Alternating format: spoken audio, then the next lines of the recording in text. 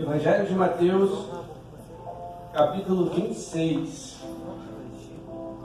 Evangelho de Mateus, primeiro livro do Novo Testamento, capítulo 26, a partir do versículo 36.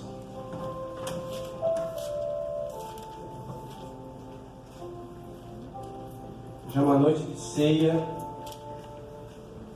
hoje é uma noite muito especial para cada um de nós, amém?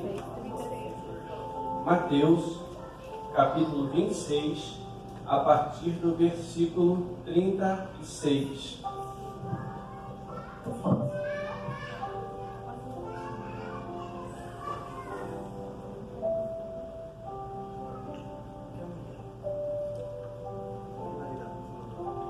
Amém? Podemos ler? Mateus 26, versículo 36 diz: Então chegou Jesus a eles a um lugar chamado Getsêmani, e disse a seus discípulos: Sentai-vos aqui, enquanto vou além orar. Levando consigo Pedro e os dois filhos de Zebedeu, começou a entristecer-se e angustiar-se muito. Então lhes disse: A minha alma está cheia de tristeza até a morte. Ficai aqui e velai comigo. E indo um pouco mais para diante, prostrou-se sobre o seu rosto, orando e dizendo: Meu Pai, se é possível, passe de mim esse cálice. Todavia não seja como eu quero, mas como tu queres. Voltando para os seus discípulos, achou-os adormecidos e disse a Pedro: Então nem uma hora pudeste velar comigo? Vigiai e orai para que não entreis em tentação. E na verdade o espírito está pronto, mas a carne é fraca. E indo segunda vez orou dizendo: Meu Pai, se este cálice não pode passar de mim sem eu o beber, faça-se a tua vontade. E voltou, achou-os outra vez adormecidos, porque seus olhos estavam pesados. E deixando-os de novo, foi orar pela terceira vez, dizendo as mesmas palavras. Então chegou junto dos seus discípulos e disse-lhes: Dormi agora e repousai. Eis que é chegada a hora e o Filho do Homem está sendo entregue nas mãos dos pecadores. Levantai-vos, partamos, eis que é chegado o que me trai. Amém? Curva a cabeça, feche os teus olhos por um minuto, por favor. Pai, em nome de Jesus, Senhor, aqui está a tua igreja reunida, Senhor, os teus filhos escolhidos e separados por ti, nossos irmãos em Cristo, Pai. A esta noite prestar mais um culto, celebrar a vida através do sacrifício de cruz, Pai. Hoje é uma noite de ceia, uma noite de estarmos unidos na mesa contigo, Pai. Nós te agradecemos por tudo o que o Senhor tem feito através da tua graça derramada em nossas vidas.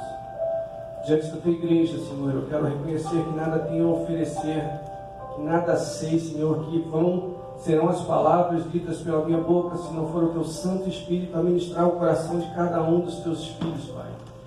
Então, como o mais humilde entre todos, Pai, apenas como um vaso vazio em tuas mãos eu me coloco, para que o Senhor flua neste lugar, Pai. Transborde as nossas vidas, transforma-nos, Senhor. Muda as nossas estruturas, Pai. Confronta o nosso caráter, se assim for necessário, para que saiamos daqui não da mesma maneira que nós entramos, Pai, mas transformados por Ti, porque o Senhor nos alimentou, porque o Senhor tem nos sustentado, porque o Senhor tem nos resgatado, Pai. Nós cremos nisso, por isso estamos aqui, te agradecemos, porque foi o Senhor quem nos escolheu primeiro. Honra e glória sejam dadas a Ti, Senhor. Tudo em nome de Jesus. Amém e amém, Jesus.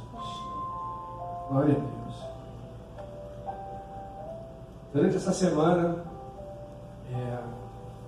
buscando uma palavra, buscando algo de Deus para compartilhar primeiro, né, com a minha vida, que a gente diz que quando a gente se coloca diante daquilo que Deus quer e busca a revelação de Deus na palavra, a palavra vem e corta primeiro na gente. E é verdade, porque a gente lê, a gente busca, a gente estuda, e cada vez que a gente volta na palavra e lê, Deus fala uma coisa que precisa ser mudada, Deus fala alguma coisa que precisa ser tratada, Deus fala alguma coisa que precisa ser transformada. E Deus falou claramente comigo essa semana toda, na verdade, Deus tem falado assim, o que é que você tem feito com aquilo que eu tenho te dado para que você cuide? O que é que você tem feito com a minha vontade na sua vida? Como é que você tem tratado a minha vontade na sua vida? Como é que você tem tratado os meus desígnios para você? Como é que você tem visto a obra que eu tenho feito na sua vida e o que você vai fazer com isso?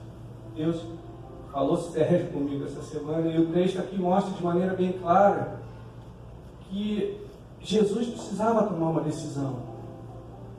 Naquele momento em que Jesus orava no Getsemane, ele chega a pedir a Deus, Deus, se for possível, aparta de mim esse cálice, mas toda a vida que seja feita a tua vontade. Jesus entendeu que era preciso seguir a vontade do Pai. Jesus entendeu que era preciso que a vontade de Deus prevalecesse sobre a vontade dele. Primeira pergunta que eu faço essa noite, para que a gente possa refletir juntos. O que é que nós temos feito com a vontade de Deus para as nossas vidas? Quantas vezes Deus fala, quantas vezes Deus ministra, quantas vezes Deus revela a vontade dele, e muitas vezes de maneira muito clara, e a gente não faz. E a gente acaba achando que a gente pode dar um jeitinho, ou que da nossa maneira é um pouco melhor. E Deus tem falado de maneira muito clara, o que é que você tem feito com a minha vontade na sua vida? Tem prevalecido a minha vontade ou tem prevalecido a sua vontade? Quais são as decisões que têm prevalecido no nosso dia a dia?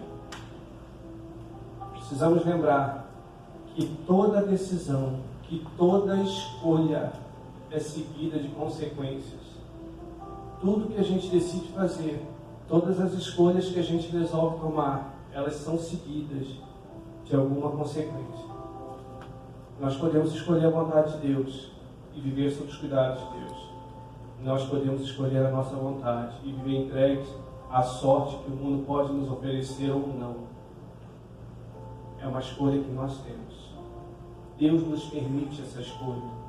Ele diz que a vontade dele, boa, agradável e perfeita para as nossas vidas, mas ainda assim, alguns de nós têm escolhido viver fora dos caminhos de Deus. Nesse momento no Getsemane, Jesus resolve e ele entende que durante toda a vida dele a vontade de Deus era soberana. E ele entende que naquele momento ele está sendo traído e vai haver uma morte de cruz, uma morte dolorosa. Mas ele entende que é preciso seguir a vontade de Deus.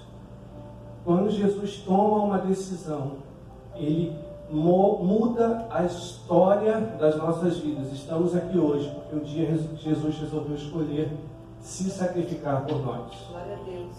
Por isso nós estamos aqui hoje. Amém?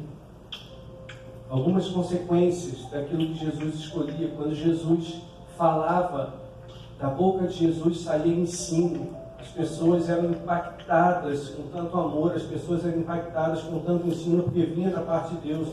E isso atraía as pessoas para junto da presença de Deus. Quando Jesus escolhia ir para algum lugar, quando Jesus ia para uma cidade, quando Jesus entrava numa casa, era impressionante. A atmosfera mudava, o lugar mudava, a presença dele transformava, porque ele escolheu estar lá. Quando você escolhe aceitar a presença de Deus na sua vida, a sua vida muda por completo. Você pode não perceber, mas as pessoas que estão ao seu redor percebem que existe alguma coisa diferente. Existe uma atmosfera diferente, existe um mover diferente. A tua maneira, quando você segue Jesus verdadeiramente, a tua maneira de falar muda, a tua conduta muda, a maneira de você se posicionar diante de algumas situações, diante das tribulações, dos obstáculos, diante dos problemas muda. É diferente, porque a gente entende que a gente está na presença de Deus e a presença do próprio Deus é quem transforma o ambiente, não somos nós. Mas isso é só para quem está na presença do Senhor. Amém? Voltando ao texto, Jesus está lá no Getsemane. A decisão de cruz, a decisão de aceitar a crucificação, é É uma decisão que muda toda a história da humanidade. Jesus até então havia experimentado situações que eram inerentes à pessoa dele, ou seja, eram coisas que existiam nele. Jesus liberava a cura porque ele era a cura. Jesus liberava o poder porque ele era o poder. Jesus liberava a graça porque ele era a graça. Jesus liberava amor porque ele era o próprio amor. Mas quando ele entra no sacrifício de cruz, ele tem que experimentar do cálice. E esse cálice está transbordando do pecado do mundo. Era uma dor. No versículo 38 diz, era uma dor de morte, era uma tristeza de morte. Jesus estava angustiado porque ele nunca havia experimentado pecado. E ele chora e ele sofre. Algumas versões dizem, em outra passagem diz que ele suou sangue, de tão angustiado que estava a alma dele. Até então, Jesus vivia na presença de Deus, na presença do Espírito Santo. Tudo que ele fazia já estava nele. Nesse momento, ele experimenta algo que ele nunca experimentou antes. O teu pecado caiu sobre Jesus, para que nós pudéssemos estar aqui hoje. O nosso pecado caiu sobre Jesus. Amém? Muitas vezes eu e você precisamos tomar decisões sérias, decisões que não nos agradam, decisões que nos confrontam, decisões que definitivamente não gostaríamos de tomar. Precisamos fazer escolhas que não gostaríamos de ter que escolher. Precisamos dizer não para algumas coisas que não gostaríamos de dizer não. Mas nós precisamos, acima de tudo, dizer sim para aquilo que Deus tem para as nossas vidas. Não dá para que numa noite como essa, uma noite de celebração a Deus, uma noite de ceia, uma noite de culto ao Senhor, a gente saia daquela porta da mesma maneira que a gente entrou. Não dá. Todos nós, a começar por mim, todos nós somos cheios de erros, somos cheios de pecados. Não dá para resolver tudo, né? Parece que tem escalas, assim, parece que as nossas dificuldades, elas são escaladas, assim. Então vamos tentando resolver aquilo que é mais fácil. Uma coisa de cada vez. O que eu consigo tirar da minha vida que me impede de caminhar com Deus? Qual é o pecado? Qual é a atitude que eu consigo tirar da minha vida hoje, que vai me aproximar um pouco mais de Deus? Faz um voto com Deus. Ele ajuda. Socorro bem presente no dia da angústia, da tribulação, está na palavra dele. Deus nos ajuda quando a gente pede, mas nós precisamos pedir. E nós precisamos reconhecer que é necessário uma mudança, que é necessário um confronto. Se não houver confronto, não existe mudança. Nós já falamos sobre isso aqui. Amém? Jesus escolheu seguir a vontade de Deus. Glória a Deus. Pai, se for possível, aparta de mim esse cálice, mas todavia seja feita a tua vontade. Deus, meu Pai, vai doer, vai ser difícil. Eu não estou acostumado com o pecado. Todo o pecado do mundo vai cair sobre as minhas costas. Eu não estou acostumado com isso, vai doer. Se o Senhor puder, me livra disso. Mas se não, que seja feita a tua vontade. Amém? João 10, do 15 ao 18.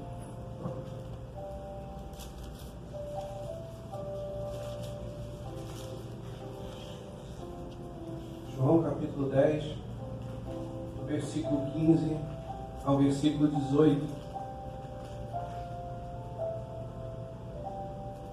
Temos tempo? Assim como o Pai me conhece a mim, também eu conheço o Pai. Dou a vida pelas minhas ovelhas. Ainda tenho outras ovelhas que não são deste aprisco. Também me convém agregar estas, e elas ouvirão a minha voz, e haverá um rebanho e um pastor. Por isso, o Pai que me ama, porque dou a minha vida para tornar a tomá-la. ninguém a tira de mim, mas eu mesmo a dou.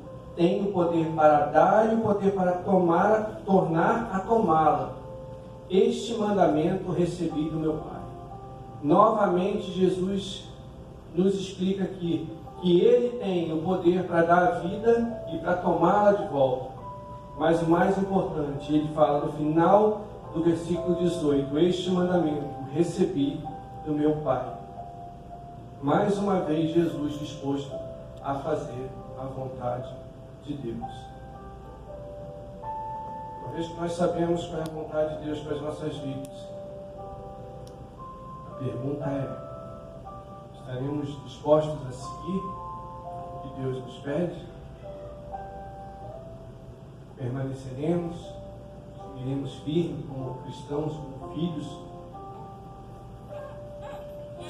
Será que as nossas decisões têm atraído a presença de Deus para as nossas vidas? Ou as minhas e as suas decisões têm afastado a presença de Deus? Como é que está o nosso dia a dia? A parte de Deus Ele já fez. A propiciação do pecado já foi feita. O Cordeiro Santo já foi ofertado. Deus já fez. Já houve o sacrifício. Tudo o que nós precisamos já está dentro de nós. Nós também já falamos sobre isso. Mas nós temos reconhecido isso ou não? Nós temos negligenciado. Amém? João 13, do 6 ao 9. João 13, a partir do versículo 6.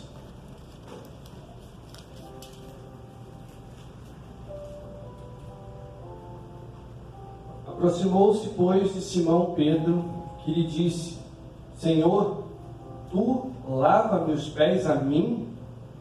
Respondeu Jesus e disse: que eu faço, não sabes tu agora, mas tu o saberás depois. Disse-lhe Pedro: nunca me lavará os pés. Respondeu-lhe Jesus: se eu não te lavar, não tens parte comigo. Disse-lhe Simão Pedro: Senhor, não só os meus pés, mas também as mãos e a cabeça. Olha que interessante, né? Eu fico imaginando essa cena, deve ter sido engraçada, né? Jesus lavando os pés dos discípulos, ele estava se despedindo, os soldados estavam vindo para pegar ele, lavando os pés dos discípulos, e aí Pedro diz: não, o Senhor vai lavar os meus pés? Não, não vai não. Pedro, se eu não lavar os teus pés, eu não tenho parte contigo, você não tem parte comigo. Aí Pedro deve ter dito: então tá bom, Senhor, dá um banho logo, lava tudo, lava as mãos, lava a cabeça, lava os pés, lava tudo que o Senhor quiser. Pedro entendeu naquele momento que era preciso respeitar a vontade de Jesus. Tudo que nós temos lido até agora, tudo que nós temos falado até agora, é de Jesus respeitando a vontade de Deus. E agora os discípulos passam a respeitar a vontade de Jesus. É assim que funciona. Porque existia um propósito em todas as coisas. Jesus fala para Pedro: Pedro, talvez você não entenda agora o que eu estou fazendo. Um pouco mais para frente você vai entender. E aí eu vou te fazer mais uma pergunta. Todo mundo consegue entender hoje, nesse exato momento, agora, às 8h30 da noite, todo mundo consegue entender exatamente o que Deus está fazendo nas vidas? Eu não consigo. Tem horas que eu chego para Deus e falo assim: Deus, não estou entendendo mais nada.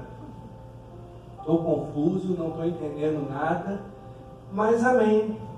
Mas eu entendi que é assim, seja feita a tua vontade. Eu não estou entendendo, Deus, mas tem um propósito aqui lá na frente, o Senhor vai revelar. E foi assim, está na passagem. Pedro, o que eu faço agora você não entende, mas lá na frente você vai entender. Talvez os discípulos não tenham entendido o momento da crucificação. Talvez ninguém tivesse falado de Jesus tenha entendido o momento da crucificação. Mas hoje eu e você entendemos. Amém? Precisamos deixar a vontade plena, perfeita e agradável de Deus ser soberana sobre as nossas vidas. João 10, 26 a 28. João 10, 26 a 28. Mas vós não credes, porque não sois das minhas ovelhas, como já vos tenho dito. As minhas ovelhas ouvem a minha voz, e eu as conheço, e elas me seguem. Eu dou-lhes a vida eterna, e nunca hão de perecer, e ninguém as arrebatará da minha mão. Olha a palavra de Deus, vou ler de novo 28 para ficar cravado nos nossos corações.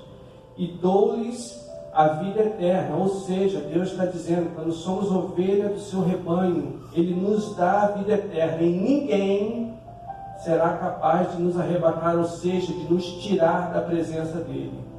Amém, glória a Deus. Amém? Isso precisa ficar gravado. Nós precisamos entender que quando nos colocamos diante do altar do Senhor, quando nos colocamos na presença de Deus, ouvimos a sua voz, seguimos os seus mandamentos, estamos na presença dele, somos reconhecidos como ovelha, ouvimos a voz, reconhecemos a voz do nosso pastor, Deus, e ninguém é capaz de nos tirar da presença dele. A promessa de Deus, está na palavra de Deus. Isaías 30, 21 diz: e os teus ouvidos ouvirão a palavra que está por detrás de ti, dizendo: este é o caminho, andai nele, sem vos desviares nem para a direita e nem para a esquerda. Deus ensina a todo momento o que precisamos fazer. Vira para o irmão do lado, com todo carinho, e fala assim: meu irmão ou minha irmã, por que você é tão teimoso? Meu amado. Pergunta de novo.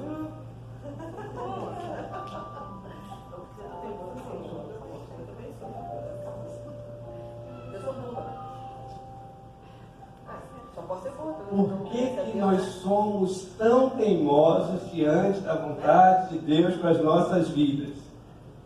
Se a palavra diz que existe uma vontade de Deus, boa, agradável e perfeita para cada um de nós, se existem promessas, se existem bênçãos a serem liberadas, se Deus diz que se andarmos no caminho dele, somos como ovelhas do seu pastoreio, reconhecemos a voz dele como nosso pastor, ele nos reconhece e ninguém é capaz de nos roubar da presença dele. Por que nós somos tão teimosos? Meus filhos perecem por falta de entendimento na palavra. A gente não consegue discernir a palavra de Deus, a gente não está conseguindo discernir a voz de Deus, a gente não está conseguindo discernir os propósitos de Deus para as nossas vidas. Por isso que a gente tem sofrido. Deus tem falado, Deus tem revelado, Deus tem mostrado, e a gente tem continuado sendo teimoso. Quando a gente parar de ser teimoso, quando a gente parar de brigar contra a vontade de Deus, quando a gente parar de querer remar contra a maré, contra as águas, o rio de Deus está passando na nossa vida e a gente está querendo remar contra. O que é isso? É um instinto meio suicida. O que é isso? Né? Por que decidir por Jesus? Por que nós devemos decidir por Jesus? Amém. Eu vou te dar 3 motivos aqui rápidos por que a gente deve decidir por Jesus. Hebreus 4, do 14 ao 16. Carta aos Hebreus 4, do 14 ao 16. Não precisa abrir, diz a palavra: visto que temos um grande sumo sacerdote, Jesus, Filho de Deus, que penetrou nos céus, retenhamos firmemente a nossa confissão. Porque não temos um sumo sacerdote que não possa compadecer-se das nossas fraquezas, porém, um que, como nós, em tudo foi tentado, mas sem pecado. Cheguemos, pois, com confiança ao trono da graça, para que possamos alcançar misericórdia e achar graça, a fim de sermos ajudados em tempo oportuno. Decidir por Jesus. Esse primeiro ponto é super importante, porque Jesus, o texto revela que Jesus, assim como nós, passou por tudo que nós passamos hoje, só que com uma diferença: ele não pecou. decidir por Jesus, nesse primeiro ponto, é porque Jesus, assim como eu e como você, foi homem, o próprio Deus se fez homem na figura de Jesus, veio a essa terra, foi tentado, foi humilhado, foi injuriado, tudo o que nós passamos dia a dia, muito além de algumas coisas que nós já passamos, mas Jesus não pecou, Jesus não negociou. Então, por que decidir por Jesus? Porque Ele é o único que conhece a nossa dor, porque Ele viveu a nossa dor. Assim como nós, as nossas fraquezas e limitações, Jesus viveu. Ele não era apenas um sumo sacerdote da época, que ia lá e orava e representava a gente com os nossos pedidos de oração, mas não tinha vivido aquilo que nós vivemos. Não. Jesus experimentou tudo que nós experimentamos. Viveu tudo que nós vivemos e permaneceu firme. Então, Jesus é o único que nos conhece, a ponto de poder dizer: continua, permanece, eu sou contigo. Você é capaz de vencer essa dor. Glória a Deus. Amém? Marcos 4, 39 a 41 diz: E ele, despertando, repreendeu o vento e disse ao mar: Cala-te, aquieta-te. E o vento se aquietou e houve grande bonança. E disse-lhes: Por que sois tímidos, ainda não tendes fé? Jesus estava no barco com os discípulos. E sentiram um grande temor e diziam uns aos outros: Quem é esse que até o vento e o mar lhe obedecem? Segundo motivo porque nós devemos escolher por Jesus, segunda dica do porquê escolher por Jesus essa noite: somente Jesus é capaz de acalmar a tempestade que está nas nossas vidas. Somente Jesus é capaz de dar ordem ao vento, para o vento parar de soprar nas nossas vidas. Somente Jesus é capaz de sustentar o nosso barco, ou seja, a nossa vida no caminho certo.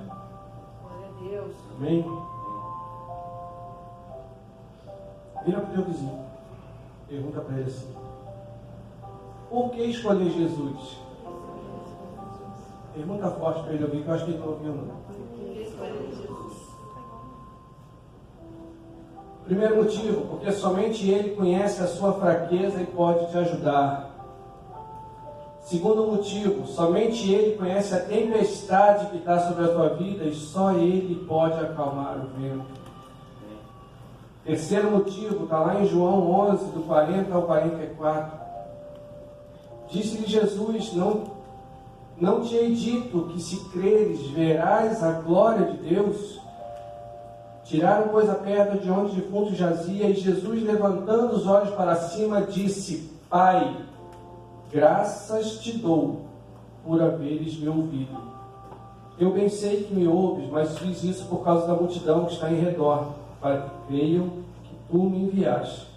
E tendo dito isso, clamou com grande voz: Lázaro, sai para fora.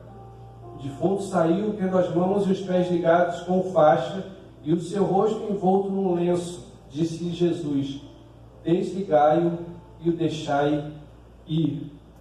Terceiro motivo por que escolher Jesus essa noite: porque somente Ele é capaz de tornar vivo aquilo que já está morto na tua vida. Glória a Deus. O sonho que já morreu, Jesus é capaz de tornar vivo. A esperança que já morreu, Jesus é capaz de trazer. Relacionamentos que muitas vezes estão mortos, Jesus é capaz de reavivar. E somente Jesus é capaz de fazer vivo aquilo que muitas vezes aos nossos olhos já está morto. Glória a Amém? Deus. É uma noite de ceia. Nós precisamos entender e reconhecer que foi Deus que nos escolheu.